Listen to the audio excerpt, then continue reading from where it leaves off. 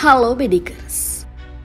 Pembelotan terhadap Negara Kesatuan Republik Indonesia adalah fenomena yang mengkhawatirkan dan memiliki dampak signifikan pada kestabilan dan integritas bangsa.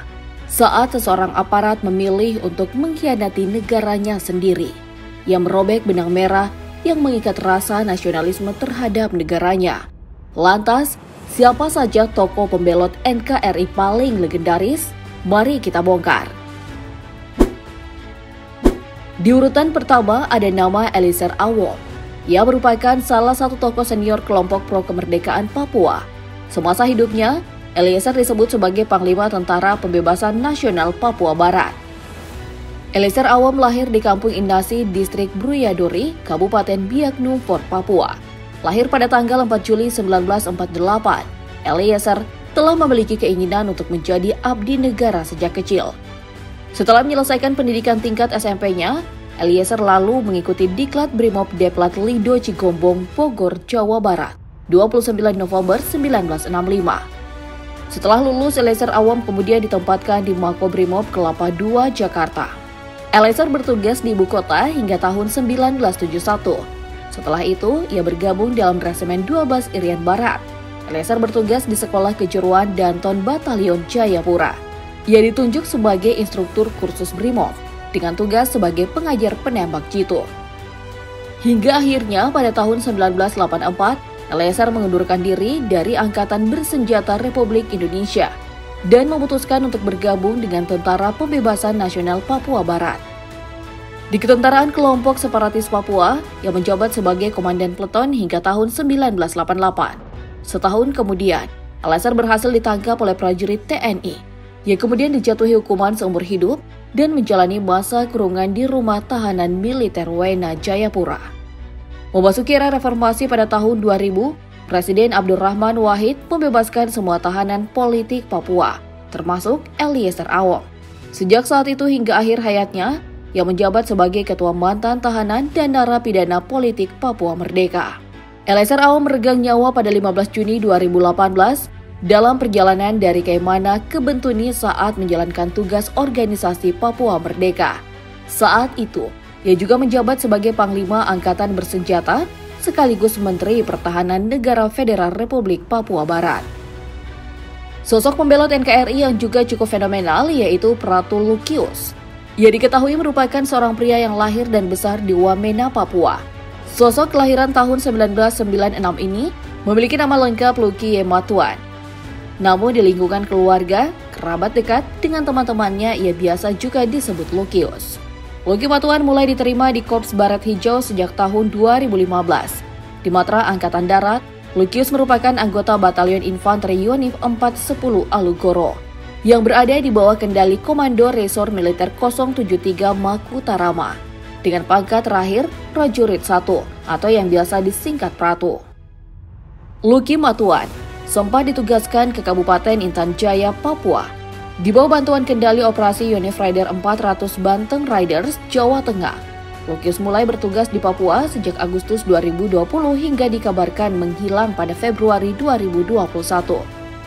Ternyata Luki Matuan diam-diam membangun komunikasi dengan petinggi Tentara Pembebasan Nasional Papua Barat. Jalinan komunikasi itu sangat intensif, sehingga akhirnya ia pun membelot dan bergabung ke KKB. Saat meninggalkan TNI, Luki terlebih dahulu meninggalkan semua atribut kemiliteran yang ia kenakan sejak tahun 2005 silam. Lukius juga rela meninggalkan senjata yang biasa ia tenteng.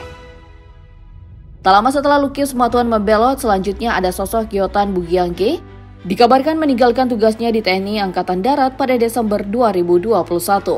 Yotan Bugiangge merupakan putra kelahiran Kenyam, Kabupaten Duga, Papua. Dulunya adalah prajurit Batalion Infanteri 756 Wimane Sili. Dia bertugas di Kompi C Senggi, Kabupaten Kerom yang berkedudukan di Wamena, ibu kota Kabupaten Jaya Wijaya, dan merupakan salah satu batalion yang berada di bawah Kodam 17 Cendrawasih. Dari informasi yang beredar, diketahui bahwa Yotam kabur dari kesatuannya dan bergabung dengan KKB di bawah pimpinan Egyanus Kogoya. Yotam dikabarkan kabur dengan membawa senjata organik TNI jenis senapan serbu SS-1 F1 buatan PT Pindad. Meski begitu, pihak TNI memastikan bahwa Yotam Bugiangge kabur saat melaksanakan tugas jaga tanpa membawa amunisi, dan senjata yang dibawanya pun dalam keadaan kosong. Beralih ke nama Setjafet Rumkorem, seorang tokoh pembelot yang berperan penting dalam sejarah pembangunan Papua Barat dan terkenal sebagai presiden dan pimpinan pertama organisasi Papua Merdeka. Setjafet Rumkorem lahir pada tahun 1933 di Mandu, Serbia. Ia adalah anak dari Mayor tituler TNI Ade Lukas Rumkorem, seorang pejuang yang ikut memperjuangkan Irian Barat menjadi bagian dari Indonesia dan pernah berhubungan langsung dengan Presiden Soekarno. Setjafet Rumkorem awalnya juga mengikuti jejak ayahnya sebagai anggota TNI yang menjalani pendidikan sekolah calon perwira di Bandung pada tahun 1967. Namun Set merasa tidak puas dengan perlakuan pemerintah Indonesia terhadap Papua dan rakyatnya. Ia kemudian desersi dan masuk hutan untuk bergabung dengan OPM.